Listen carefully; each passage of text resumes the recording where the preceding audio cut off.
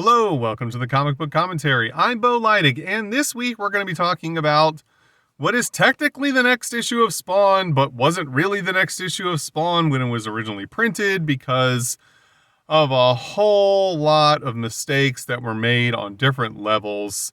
We're going to have to get into this one when we zoom in and take a closer look.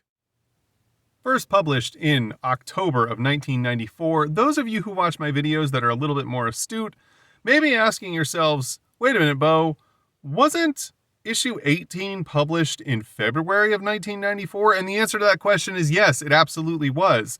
And no, there was not a big gap between these two issues in terms of no books being published. Todd apparently forgot how numbers worked and published books completely out of order by mistake, and then somehow wasn't able to catch and correct the mistake for some time. He actually, after printing issue number 18, then proceeded to print issues 21 through 24, then issue 19, which we're going to be looking at today, then issue 25, and then issue 20. Now, if that doesn't make sense to any of you, that's because it doesn't make sense to anyone. It was a complete misguided thing that was going on. I don't know how Todd got completely out of order like that, but you'd think that after the first month where that happened, they could have just fixed it, but apparently they couldn't. And somehow it took them all the way until October to print issue number 19. And then they printed them like bi-weekly for, what was it? 4 straight weeks where it was like issue 19 came out, 2 weeks later, 25 came out. And then 2 weeks after that, issue 20 came out. It was a whole mess. And a lot of people were really upset about it, but seeing as how we're 30 years in the future from that event, I figured it would be easier to just read the books in chronological order and go over them the way that they're supposed to occur. Oh, and by the way, this is actually a pretty cool cover by Greg Capullo. I really like it. And I should also point out that now we are officially entering the maskless era of Spawn, where, as we saw in all of the issues that Todd drew going all the way up until the point where Greg took over the lead penciling position, Spawn was featured mostly in his mask, whereas now we're going to see him featured a lot more without his mask on. Story: Tom Orzechowski, Andrew Grossberg. Pencils: Greg Capullo. Inks: Mark Pennington. Copy, editor, and letters: Tom Orzechowski. Color: Steve Oliff and Ollie Optics. We see here on the first page a newspaper article that is from November 5th, 1916, featuring the many performances of Harry Houdini and his fabled career as an escape artist. And this comes into play later on, as you feel like it's really out of place just seeing it at the beginning. Then we are teleported to a bunker in Nagasaki, Japan on August 9th, 1945. Those of you who are history buffs may remember that this is the date that an atomic bomb was dropped on the city of Nagasaki, Japan. We see many Japanese leaders huddled together who have come to the conclusion that the war is all but lost at this point. Little do they know what's about to happen. And they have decided to basically take the last viable option and try and essentially contact the devil and get his armies of hell to fight by their side to defeat the allies who are very quickly closing in on the nation of Japan. We see them gather together. This is different military leaders, heads of state, and religious leaders who are all performing a ritual. And this ritual is being observed by what appear to be demons in hell. However, they're not quite, and they are watching this happen through a quote-unquote viewing window that they have discovered. We then see this 2-page vertical splash, thanks a whole lot, Greg, of the bomb hitting Nagasaki and detonating in the second nuclear atomic blast used in warfare. Prior to that happening, though, the men gathered in the bunker were able to somehow open a portal to hell, as we see a demon slowly emerging through said portal, as the people who are viewing this, or the creatures that are viewing this, are very surprised at their ability to succeed in accomplishing this task. And are then somewhat enthusiastic about the second atomic bomb being dropped, as they wanted to measure what these bombs' capabilities were in terms of the damage that they could inflict. And while they believed that all types of heat and concussive blasts were completely ineffective against hellborn creatures, they realized as they watched this that there is no sign of the demon that came through the portal after the explosion, which leads them to theorize that perhaps this being was killed or vaporized by the explosion. However, since they weren't set up to fully test this theory, they have no way of monitoring whether or not there is any quote-unquote infernal material left over after the blast. But they are still rather excited about what they just witnessed and have decided that they need to look into this further in the future. We are then teleported years in the future from the events of World War II, but what is still a few years in the past from the current day of 1994, where we see none other than Al Simmons perched upon the rooftop of what I can only assume is supposed to be St. Basil's Cathedral in Moscow, as he is trying to assassinate a Soviet leader known as Yusef Volokov. However, before he can get off his shot, he is subjected to a hail of bullets as his cover is blown. We see him jump off of his perch and try to escape off of the rooftop. He then descends the side of the building into an alleyway where he is cut off by Soviet troops who open fire. He tries to run away, but his second option is cut off as well. We then see him burst his way through a wooden fence and then suddenly have a gun put to the side of his head. However, it should be noted that this gun looks a fair bit like the front of a 1911, which is an American firearm. We are then teleported to present day in the Bowery, where we see a man pushing a shopping cart in an alleyway. We then see that this was merely a dream that was being had by Spawn as he was asleep in an alleyway. As he wakes up and looks at his surroundings, he realizes that there's a shopping cart in front of him that was not there when he went to sleep. And then suddenly the shopping cart explodes as we see the man who was pushing said cart running away down the alleyway. Not taking kindly to having been blown up, we see Spawn jump through the inferno left by the explosion, going after the man who was pushing the cart. He yells out, "Your meat," as we see the man running away as fast as he can, terrified at what he's seen, as we see another man in a tuxedo just suddenly appear out of nowhere. This man grabs Spawn by the cape to stop him from pursuing the man who was pushing the shopping cart. He then tells Spawn that we can let this one go for the moment as he has the man's wallet and knows who he is.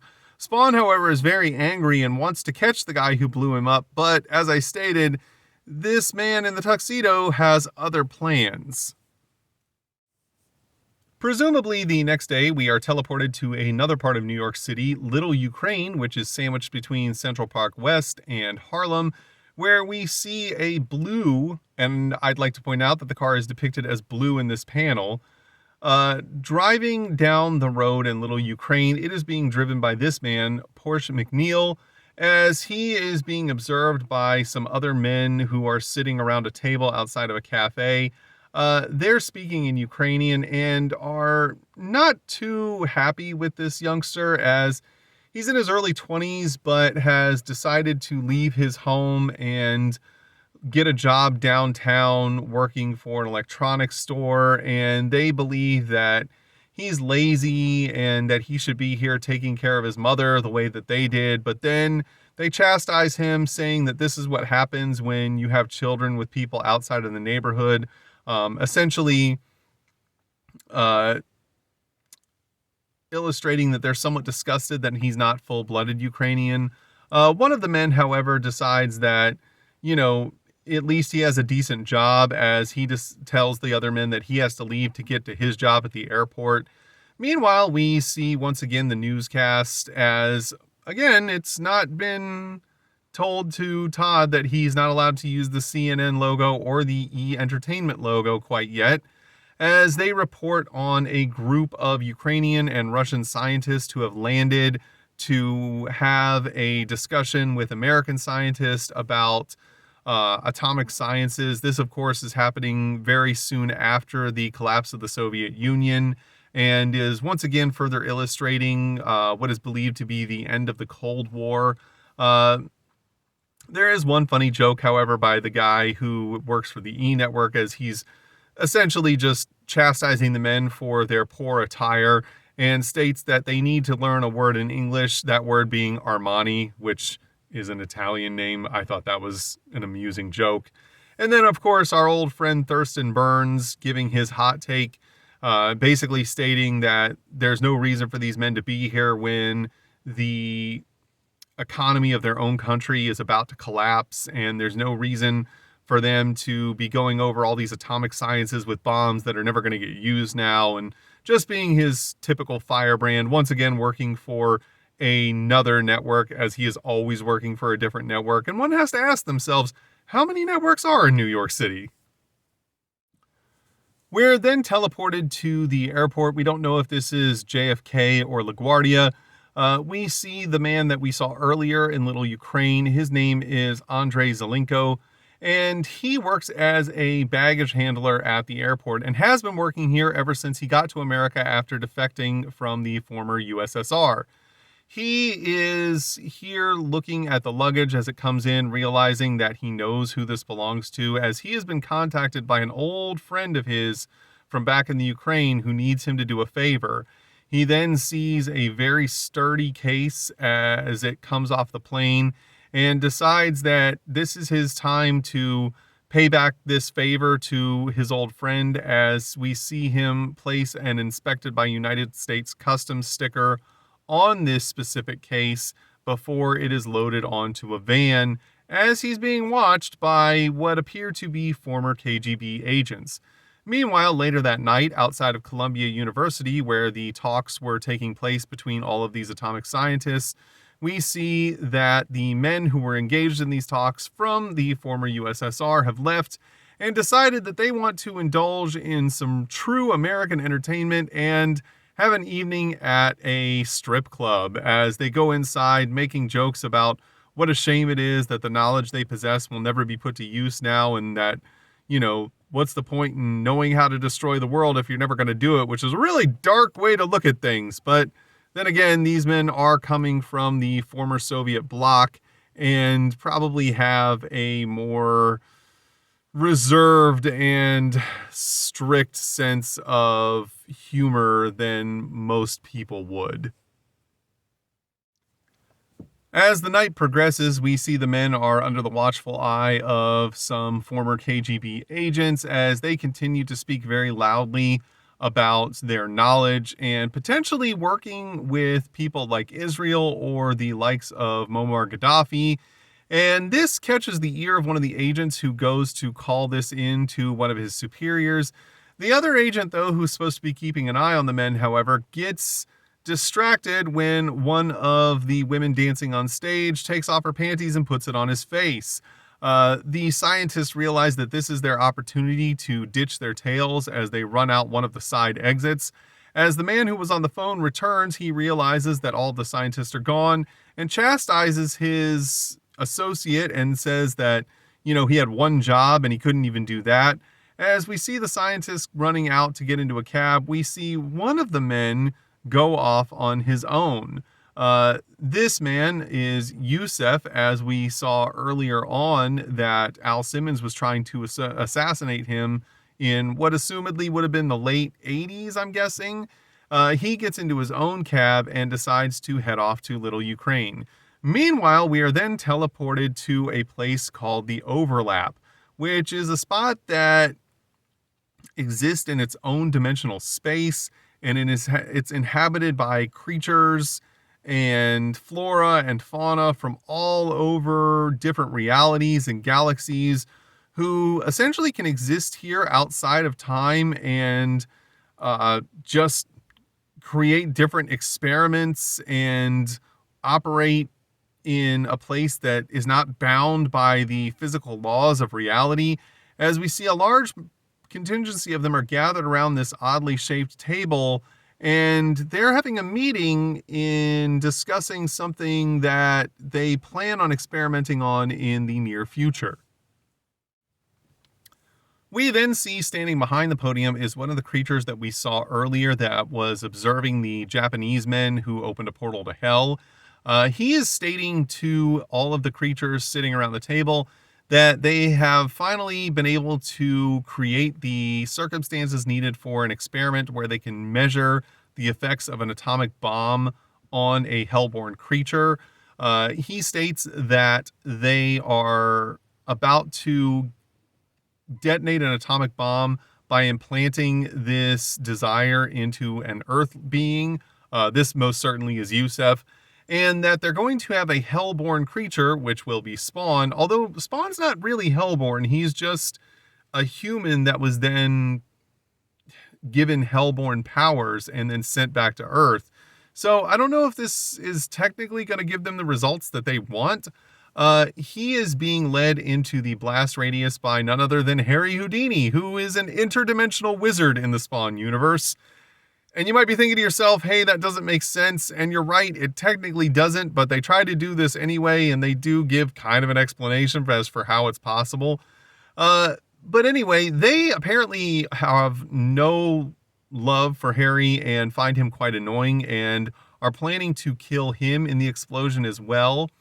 They plan on trying to measure whether or not Spawn's infernal material is scattered by the atomic blast, as we see the other creature, who is an associate of the creature at the podium, stating that this is a 2-for-1, as he has basically tricked Harry into using some sort of teleportation device rather than the means by which he normally teleports, and that he hopes that by the time Harry realizes that this device isn't what it seems to be, that he won't be able to escape the atomic blast in time. However, one of the other people who is sitting around this desk thinks to himself that Harry always finds a way to escape.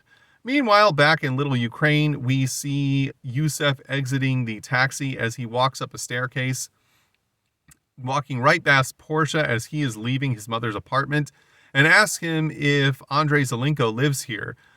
We see Portia say that yes, he does, but he's pretty sure it's past the old man's bedtime. Yusef also has the same thought, that Portia is rather, inconsiderate and has no manners. We later on then see that Portia has gone to Radio Hut where he works, this time driving his same car, which is now red for some reason. And he is talking on the phone with a friend of his, stating that he is basically building another bomb. And his whole reason for building these bombs is because he just wants to get rid of the homeless people who live in the alleyways, and apparently just, arson and murder is the way he's decided to go about it. I mean, obviously he's supposed to be a villainous character, but it is strange that, this is the lengths that he's willing to go to of legitimately building, IEDs and just killing homeless people at random. Meanwhile, on a rooftop nearby, we see Harry Houdini and Spawn having a conversation as Harry is trying to gain Spawn's trust. Spawn saying that he has a hard time believing that Houdini is in fact who he says. Houdini, of course, rebuts by saying, hey, aren't you a demon from hell or something? Spawn says, aren't you dead? And Houdini responds by saying, yeah, aren't you? Spawn kind of starts to give in a little bit as Houdini explains that, it was through all of his acts during the early 1900s that he was able to gain the knowledge necessary to become the interdimensional wizard that he is now, and stating that, he's only able to accomplish this by use of magic, as he then suddenly disappears out of his chair and reappears behind Spawn. He then states that, it doesn't matter how this was accomplished, if he used some kind of a smoke bomb or some sort of sleight of hand or misdirection, or even if it was, him using powers, the results are all the same. And the results are that he was able to move from one place to another through non-conventional means. And he states that this is the essence of magic, and that, it's through this magic that he's able to maneuver and, go to different realities and that sort of thing. And he also is, very forthright with Spawn in stating that, Spawn has quite a bit of magic powers himself, though they are limited, and then goes on to explain to Spawn that much of that power is contained within his own suit, and that if he's smart, he would be using the powers from the suit and not his own. As he then suddenly says, "Look out behind you," and the suit reacts by smacking its chains against a brick wall. He then states that the suit just reacted on its own and didn't use any of Spawn's conscious thought or actual powers.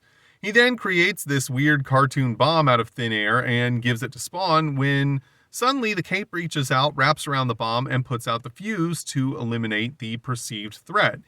Harry Houdini once again states that the costume did this on its own without Spawn's input, and that if Spawn's willing to learn from what Houdini can teach him, he can actually use that to his advantage and start to draw on the powers of the costume so that he can conserve his own limited abilities.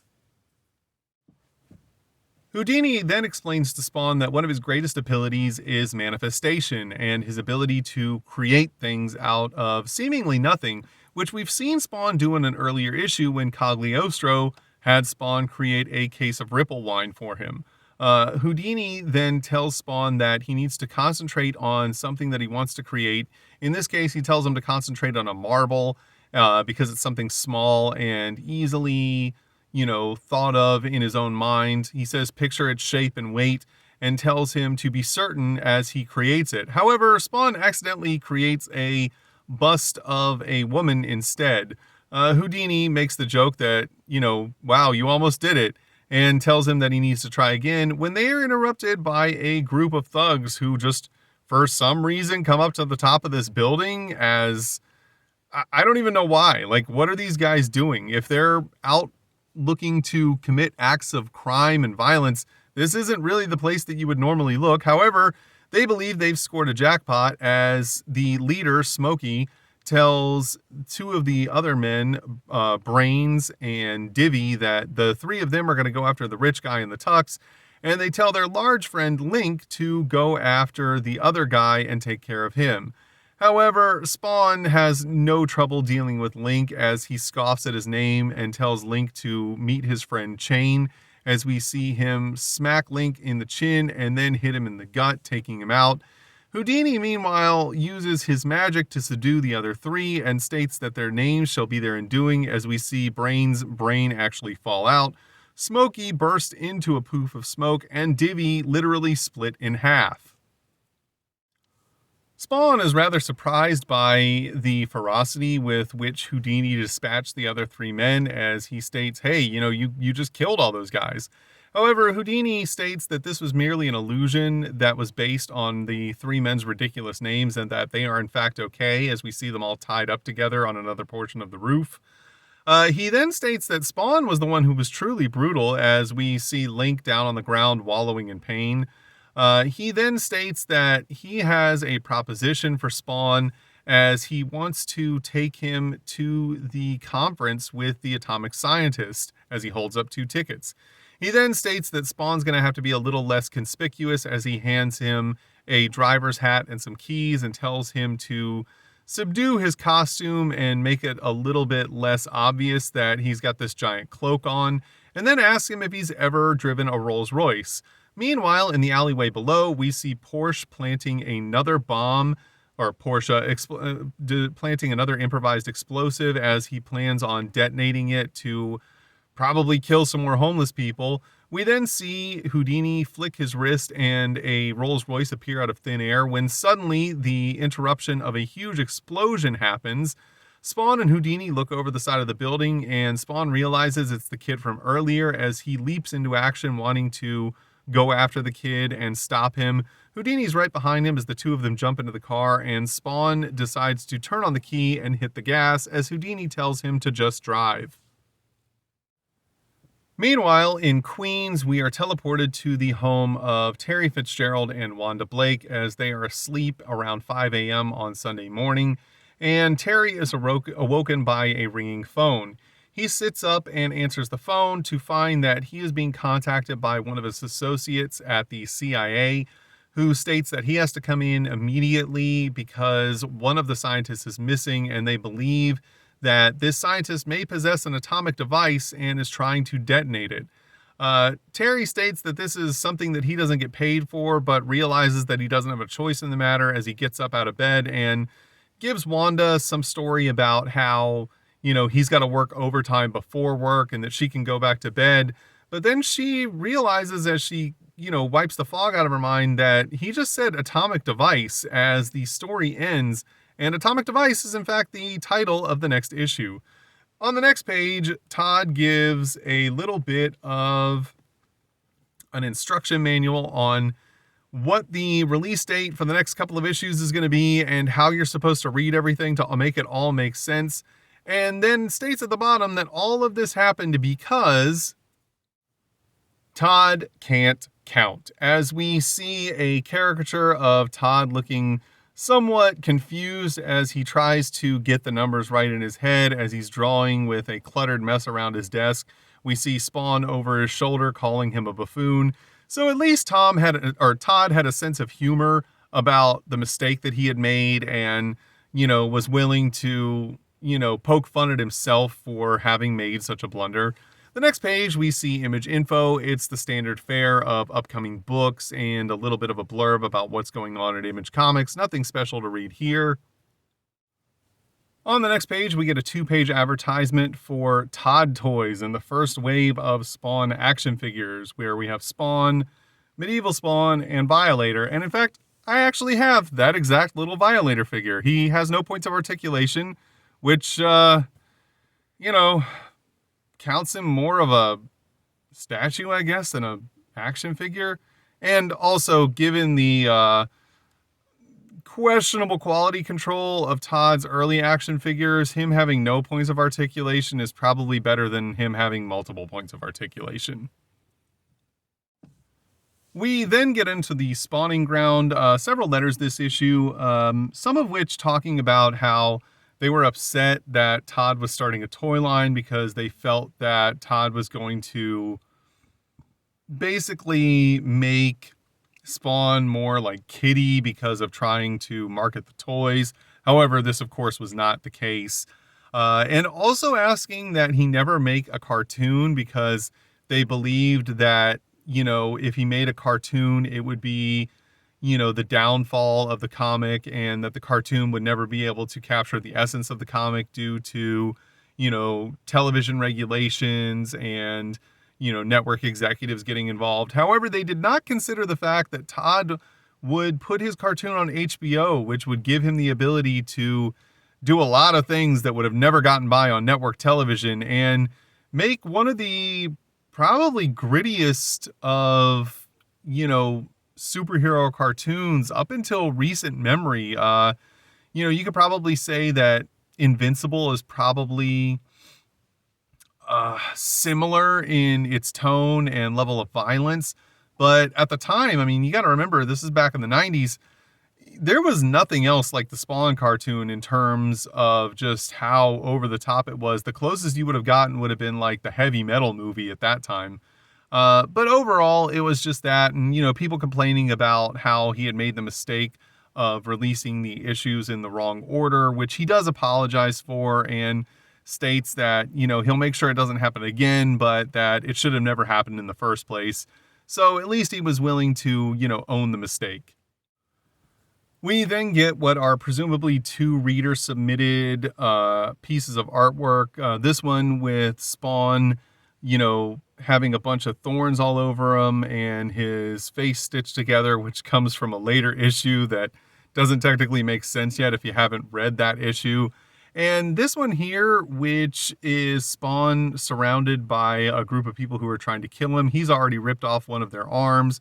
As we see, they are apparently from some sort of anti-Spawn force. This one here is by someone named P. Mavrides, and this one I can't read the signature on. It is very stylized and unfortunately rather illegible, which is too bad because I actually like this picture quite a bit and I'd like to be able to give credit to the artist. On the final page of the issue, we get an advertisement for Todd Toys US Tour 94, just listing a bunch of dates where he's going to be showing off his new toy line. This was actually a pretty big deal that Todd was, taking the risk of starting his own toy company, which we know now 30 years later, the risk paid off, as McFarlane Toys is now one of the larger action figure manufacturers, and they actually have the DC license as of the time I'm recording this video. And Todd's done pretty well with having created this toy company. But, once again, at the time, that was a huge risk and could have blown up in his face really badly and cost him a lot of money. We then see on the reverse inside cover an advertisement for the Collectors Expo 94. And this, of course, is just a thing going on in San Diego, California, where they had a whole bunch of artists that were all going to be there. If you actually attended this, I'd like to know, what all it was about. We can see that Bart Sears was part of it, Greg Capullo, Todd McFarlane, and a whole list of other people. I'd be interested in knowing what was going on there and how it differed from just a standard comic book convention. And that was Spawn number 19. As I stated at the beginning of the video, this is not the order that this issue was published in. It was issue number 21 that was published after number 18. However, I'm just going to do these in the correct chronological order. It makes more sense from a story standpoint, and, it just seems silly to go out of order just because that's how they were originally published. And considering that was done completely on accident, I feel like it's pretty justified. Overall, I thought the issue was really cool. It's weird that they're introducing Harry Houdini as a character in the universe and someone who is a interdimensional wizard from the early 1900s. And, it's a very odd story point and a very weird direction to try and take the story in. But it seems to kind of work a little bit, although I don't recall them actually going back to this story element ever again in the future, but I could be wrong. It's odd. I feel like at this point they didn't really know exactly how they wanted to progress the story, and this does feel like kind of a little bit of a filler storyline, but they execute it pretty well. The artwork is fantastic. Greg Capullo does a great job. And this is when Greg really starts to kind of come into his own and, start to really put his mark on the visual appearance of the way that we perceive Spawn comics to look today. I'm really torn on this issue because I don't think it's bad, but I do think it's weird. But then again, these are just my opinions, and your opinions may be completely different. You may think it was the greatest issue of Spawn you ever read, but that's okay because we're all entitled to our own opinions. If you enjoyed today's video, please feel free to like, comment, and subscribe. And thanks for stopping by. Have a great day.